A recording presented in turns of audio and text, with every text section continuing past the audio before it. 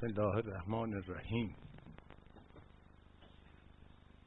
اون اشارهای کذا و کذا رو بذاریم کنار، ولی به هر حال اینا هم تظاهر میکردن که ما مسلمونیم. بعد شاهان صفوی خیلیشون اجازه میگرفتن از فقها که به نام اونها و از طرف اونها حکومت کنن. مثلا شاه طهماسب از محقق ثانی صاحب جامع المقاصد اجازه گرفت که من به نیابت از طرف تو دارم سلطنت میکنم. البته همه اینجور نبودن، ولی تک توک، یعنی عرفی که بر ایران حکومت میکرد این بود که هیچ عرفی پا نمیگرفت مگر اینکه یه ریشه مذهبی داشت. تمام هنرها در خدمت مذهب بود. خطوطی که میبینیم همه برای نوشتن قرآن به کار رفته بود. نقاشی هایی که میبینیم همه نقاشی های مذهبی بود. اگر تک و توک آهنگ هایی میدیدیم همه آهنگ های عزاداری بود یا تعزیه بود.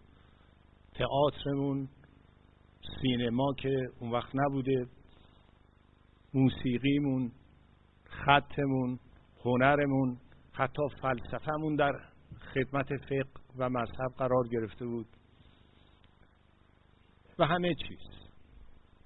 این وضع ادامه داشت. حتی مباهات میکردن سلاطین که قوم خویش بشن با فقها. مثل همین در همین اواخر هم سلسله قاجاریه میدونید با همین مرحوم دکتر امامی اجدادش امام جمعه ها نسبت پیدا کردن دیگه. دخترش مثل ناصرالدین شاه یا محمد شاه داده بود به عالمی که اون موقع بود، امام جمعه بود.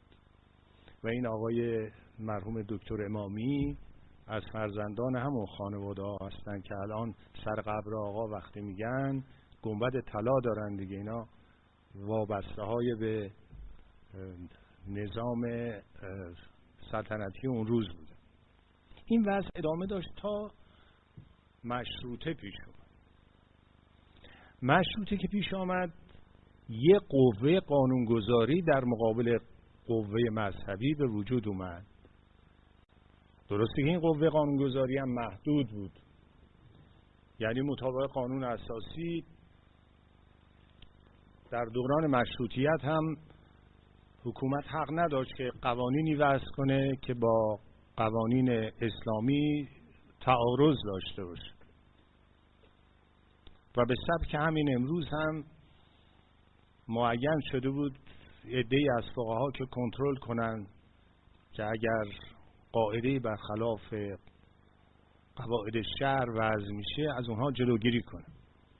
ولی در عمل اون دخالت فقها اثری نکرد و رفته رفته شاخه‌های ابتدایی یه دانشی به نام دانش حقوق بنیان گرفت. یعنی از ابتدا ریشش در اونجا پیدا شد.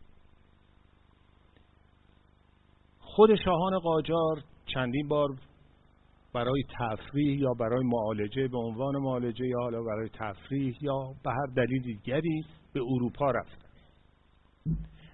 درباریانی که کنار اونها به اروپا رفتن اون نظم و ترتیب، ساختمونها و آثار تمدنی که در اونجا دیدن اینا رو واقعا شیفته کرده بود. بعد شروع شد به فرستادن محصلین و دانشمندان ما به اروپا برای اینکه تحصیلات عالیه بکنن و برگردن و به این کشور خدمت کنن و همینها یه مقداری آثار اون تمدن رو به کشور بازگردوندن. و خلاصه صرف نظر از حالا فاصله تمدنی که ما در اون روز با غرب داشتیم، یه جور مد تجدد خواهی هم سراسر کشور رو فرا گرفت. به همین جهت در قوانینی که اقتباس کردند همه تحت تاثیر کشورهای اروپایی بود. قوانین جزاییمون رو ما یه مقداری از ایتالیا و آلمان گرفتیم. قانون آیین دادرسی مدنیمون رو از مخلوطی از کشور آلمان و فرانسه. قانون مدنیمون رو در کمیسیونی که بود در کنار فقهایی که بودن، خب یه لیسانسی حقوق دانشکده حقوق پاریس مرحوم عدل منصور سلطنه عدل در کنار اونها بود و این فرم قانون مدنی که قالبش هست، البته محتواش بیشتر اسلامیه ولی قالبش و طرز ارائهش شبیه با قانون مدنی فرانسه است و همین امروز هم ما بسیاری از قواعدی که استخراج میکنیم از قانون مدنی میبینیم نیازمندیم برای اینکه قانون مدنی فرانسه رو بدونیم به عنوان پایه.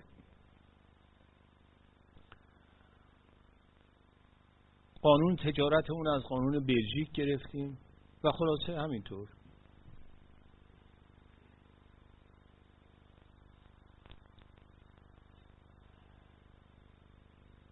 راجع به حقوق مدنی که خب بیشتر رشته تخصص منه و بیشتر ارتباط داره با فقه،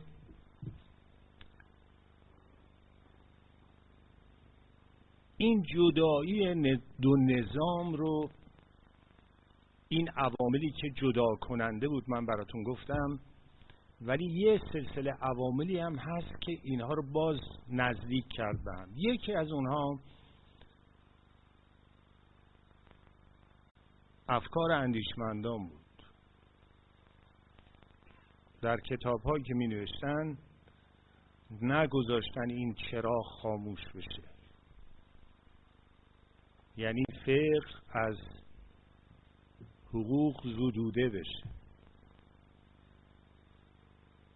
جز اون اولین کتاب‌ها مثلا کتاب مرحوم دکتر شایگان، نمیدونم حالا چاپ شده میخونید شما اینجا یه نگاهی میکنید، در قسمت خانواده خیلی قلم شیوایی هم داره. میبینید در هر کدوم از این احکامی که در خانواده بیان میکنه آیات و روایات مربوط به اون رو هم ذکر میکنه.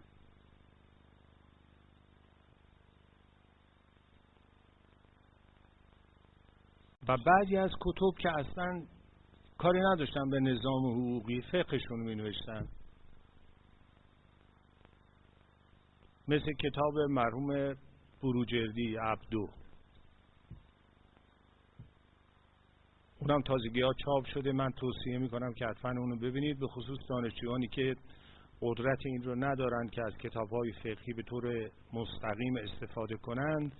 یه ترجمه بسیار خوبی و دقیقی و درستی از بسیاری از کتاب‌های فقیهان در کتاب محمد بروجردی عبدو می‌بینید. ایشون خب توی طلبه بسیار فاضلی بود و سالها هم در دادگستری خب قاضی بودند، رئیس دادگاه عالی انتظامی قضات بودند و یه قاضی بسیار مورد احترام.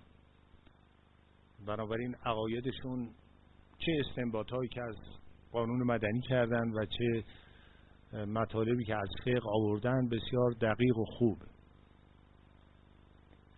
ولی یه عده‌ای هم فقط به حقوق اروپایی پرداختن، یعنی انگار نه انگار تو این کشور حقوقی وجود داره. نمونه‌های ما داریم از اونها، مثلا فرض کنید همون کتاب مرحوم عدل، کتاب حقوق مدنی که ایشون نوشته، شذ و ندر اگر یک اشاره هم گاهی به فقه میکنه بسیار نپخته است. معلوم میشه که ایشون هیچ ورودی در این قسمت نداشته. در کتاب‌های دانشگاهی هم ما نظیرشو داشتیم، مثلا کتاب تعهدات مرحوم دکتر قائم مقامی که اونم بسیار مرد زحمتکشی بود و بسیار خوب در سوئیس درس خونده بود، ولی حقوق سوئیس رو اینجا درس میداد. اون کاری نداشت که حقوق ایران چی هست. اگر هم موادی از قانون مدنی رو تعبیر و تفسیر میکرد در سایه اصولی که در حقوق سوئیس حکومت داشت تعبیرش میکرد، نه در سایه فقه یا در حقوق اسلامی. در واقع میشه گفت کتاب ها به 3 گروه تقسیم شده بودند. کتاب هایی که صرفاً جنبه اروپایی داشتن، کتاب هایی که صرفاً جنبه فقهی داشتن. الان هم نمونه هاشو میبینیم. بعضی کتاب فقه می‌نویسن، بعد زیرش هم میگن قانون مدنی اینو میگه.